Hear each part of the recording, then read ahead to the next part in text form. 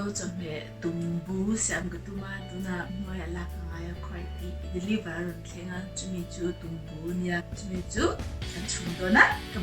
bei ka tuma chanin ka pa try ti ka TumBu ka avai ka na chu lo en don ya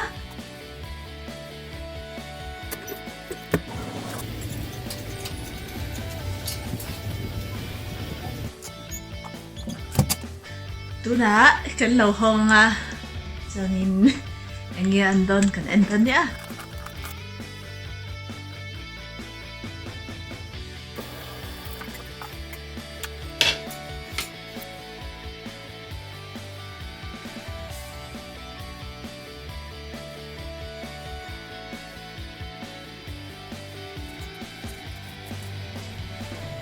kapur tu te hi I purun var ania marchai ka lo nei tam lo wang marchai hi khat ka chenga choni so thing te ne ka te nga choni e thani bekam be ya hin ka thak lo deng and then nasum ka thak nga kan te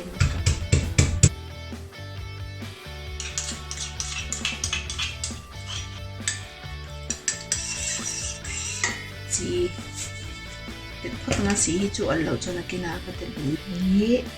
chen to ne e na so ka ka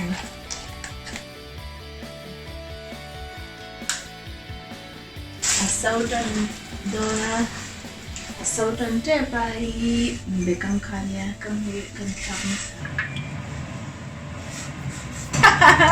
are you okay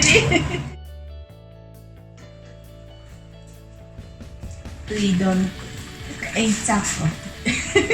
rồi tem chỉ năng tu nã môn tộc này tộc lâu các bạn khát xem na nha maybe cần đâu cần là chân cần ấy chỉ na cần nuôi là xem chỉ na xem vậy khát na các bạn xem lâu tuần hi các bạn khát ấy na tuần nha các bạn khát xem tuần nha chứ đầu tem chỉ năng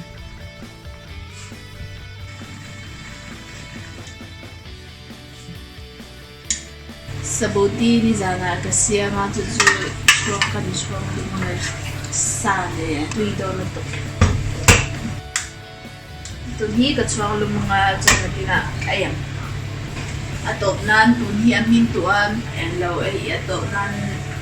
pun sen na thak do ni pun sen na mo ai pun sen na china ka chan tuan thak ma tui ni oh, rem boka. Looks so yummy. Sabuti. Ani mina ayam katela.